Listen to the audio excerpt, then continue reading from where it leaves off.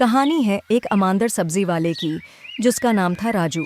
राजू हर सुबह मंडी से ताजगी सब्जियां लाता और ईमानदारी से अपनी दुकान चलाता। भैया ये सब्जी बिल्कुल ताजी है और दाम भी सही है, ले लो। राजू भाई, आप हमेशा ईमानदारी से काम करते हो, इसीलिए हम सब आपसे ही खरीदते हैं। शुक्रिया भैया। रिस्क का असली मजा तो ईमानदारी में है। मगर राजू की जिंदगी आसान नहीं थी। वो गरीब था मगर इसकी नीयत साफ थी। हर शाम वो दुआ करता कि ऊपर वाला इसकी मेहनत का अच्छा फल दे। एक शाम जब राजू अपनी सब्जियां बेचकर वापस जा रहा था, रास्ते में एक बूढ़ी औरत नजर आए।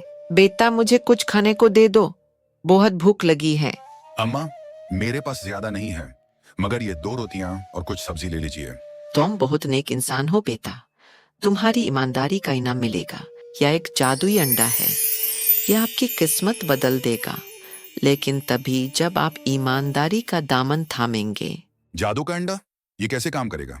इसका राज तुम्हें वक्त के साथ समझ आएगा, बस अपने ऊपर भरोसा रखो। राजू ने अंडा अपनी अलमारी में रख दिया और अगले दिन अपने काम में लग गया।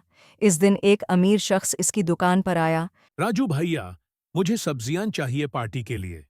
तुम्हारी ईमानदारी की बहुत तारीफ सुनी है। जरूर भैया, जो कुछ चाहिए वो सब मिल जाएगा।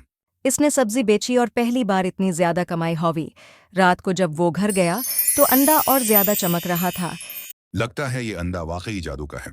राजू, तुम्हारी दुकान इतनी चलने लगी है, मुझे तो यकीन ही नहीं। तुम जरूर कोई चल कपट करते हो। श्याम भैया, ये सब अपर वाले की दिन है और ईमानदारी का फल है। श्याम राजू की बात पर यकीन नहीं कर सका। इसने फैसला किया कि वो राजू की कामयाबी का राज पता करेगा। एक रात श्याम राजू के घर के पीछे छिप गया। इसने अलमारी में चमकता हुआ अंडा देखा। तो ये है राजू की कामयाबी का राज। अगर ये अंडा मेरे पास हो तो मेरी भी किस्मत बदल जाएगी। अगले दिन जब राजू घर पर नहीं था, श्याम छिपकर इसके घर में घुस गया और अंडा चुरा लिया। श्याम ने अंडा अपने पास रखा, मगर इसकी दुकान चलने के बजाय बंद होने लगी। इसका पैसा खत्म होने लगा और लोग इस पर भरोसा करना छोड़ गए। ये क्या हो रहा है?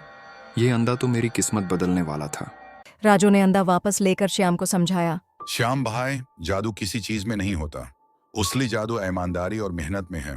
अगर आप ईमानदार बनेंगे तो ऊपर वाला आपकी भी मदद करेगा। मुझसे बहुत बड़ी गलती हुई राजू, मुझे माफ कर दो।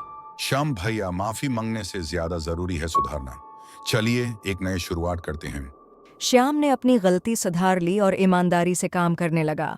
आहिस्ता आहिस्ता उसकी जिंदगी भी बेहतर होने लगी। ये कहानी हमें सिखाती है कि खुदा हमेशा ईमानदारी और नेक नीति का बदला देता है। जादू का असल राज इंसान की अपनी अच्छी फितरत में छुपा है।